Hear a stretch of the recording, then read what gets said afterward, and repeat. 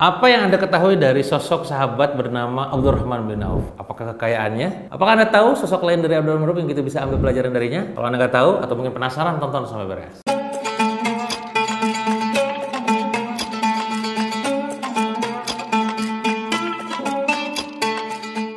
Oke, teman-teman semua, bicara masalah Abdurrahman bin Auf, pastinya Anda tahu bahwa beliau adalah salah satu sahabat Rasul yang sangat-sangat kaya raya. Bahkan kalau kata Ustadz tuh bukan kaya lagi, tapi kayanya kebangetan ya. Konon beliau ini gak pernah minta kaya ya, tapi sama Allah selalu dikasih kekayaan. Bahkan pada saat sama Aisyah dikasih tahu sama sahabat bertanya ke Aisyah gitu, apakah benar Rasul dulu pernah bicara bahwa Abdurrahman bin Auf akan masuk surga dalam keadaan merangkak, itu langsung kondisinya pengen banget menyedekahkan semuanya karena khawatir jadi beban buat dia. Nah, bedanya sama kita apa teman-teman semua? Kita itu belum pernah jaminan masuk surga dan kagak ada jaminan ya. Kita juga selalu pengen kaya. Bedanya sama Abdurrahman bin Auf udah dijamin masuk surga tuh sama Rasul tuh sama Allah kan. Terus dia tuh gak pernah minta kaya tapi dikasih kaya terus gitu ya. Nah, apa yang beda?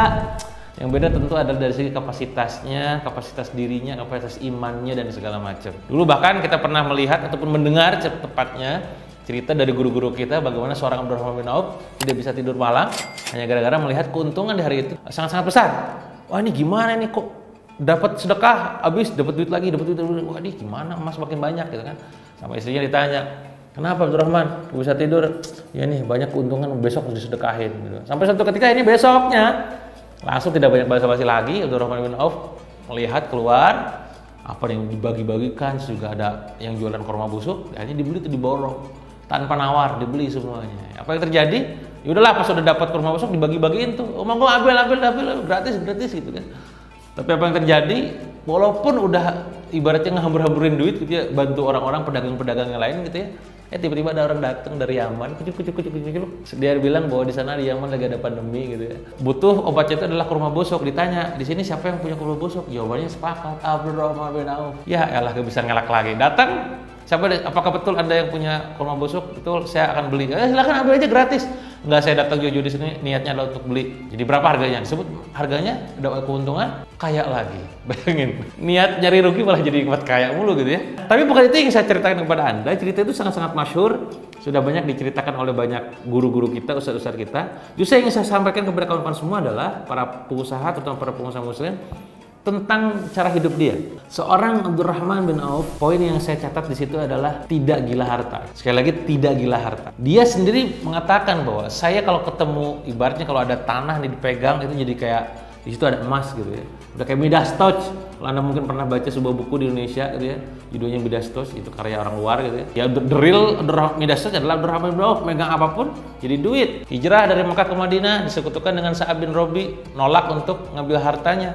Tapi dia dalam waktu sekian bulan langsung jadi orang terkaya nomor 3 di Madinah. Luar biasa gitu. Midas terus banget gitu.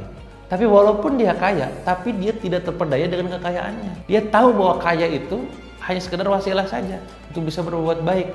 Apa yang terjadi? Buktinya gimana gak tergila dengan harta? Sampai-sampai orang-orang terdahulu itu di sahabat-sahabat itu mengatakan bahwa kalau saya hidup dengan Abdurrahman bin Auf, saya akan sangat sejahtera. Bagaimana tidak sejahtera? Sepertiga hartanya itu dipakai untuk pinjaman, sepertiga hartanya untuk ngebebasin hutang orang, sepertiganya dikasihkan. Coba ayo, disedekahin, dipinjemin, dibebasin hutangnya. Gimana gak sejahtera hidup di lingkungan jadi sahabatnya Abdurrahman bin Auf? Karena dia tidak gila harta. Dia tahu hartanya itu ya akan dipertanggungjawabkan nanti di akhirat, maka dibagi-bagikan, berbagi dan segala macam. Itu nomor satu.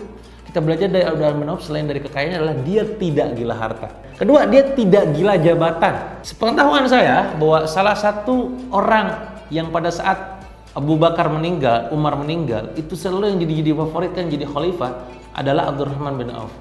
Tapi apa yang dilakukan sama Abdurrahman bin Auf ketika dicalonkan untuk menjadi the next khalifah setelah Umar ketika itu?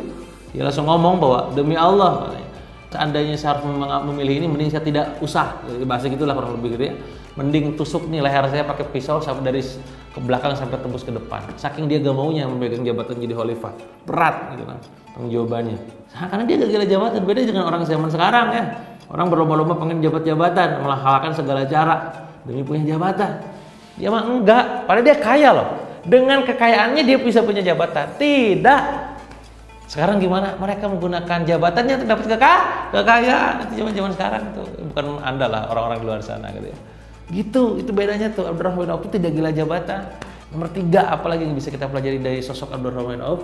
Tidak gila kedudukan, tidak gila omongan orang, tidak gila sejenisnya lah. Apa itu buktinya? Contoh pada saat beliau meninggal, gitu ya, pada saat sebelum meninggal, dia ditawarkan meninggal itu nanti makamnya di samping Rasulullah SAW dan juga Umar dan juga Abu Bakar. Tapi apa yang terjadi? Dia menolak, ya, karena merasa tidak pantas disejajarkan dengan orang-orang luar biasa seperti mereka. Artinya dia tidak gila kedudukan, nggak mau eksis lah, ketika mau pengen diomongin orang baik dan segala macam, nggak penting. Itu luar biasa Abdurrahman bin Auf, walaupun kaya, ya, tapi hatinya Masya Allah gitu. Nah, pertanyaan kita gimana nih kita? Kita ini kadang gila harta, gila jabatan, gila kedudukan, gila omongan, pengen pamer, pengen gini, pengen gitu, itulah membedakan kita sama beliau. Beliau mah gak minta kaya tapi dikayakan. Beliau pengen miskin tapi dikasih miskin. Kita meminta kaya dikasih miskin mulu. Bisa jadi apa? Ada yang salah dengan cara kita. Bukan menyumpahin, bukan. Ada yang salah, bisa jadi nih. Coba evaluasi diri sendiri. Gitu ya teman-teman ya. Jadi kita banyak belajar. Abdurrahman bin Auf bukan hanya sekedar sosok sahabat Rasul yang kaya, super kaya kebangetan, tapi darinya kita belajar cara hidup. Bagaimana hidup dia tidak gila dengan harta, terpedaya dengan harta, tidak gila jabatan, tidak gila kedudukan. Semoga ini bisa menjadi inspirasi buat Anda semua, dan tentu kita bisa dapat pelajaran dari kisah dari Abdurrahman bin Auf ini. Sampai jumpa di video yang lain. Jangan lupa untuk share, like, dan komen kalau ada request khusus ya.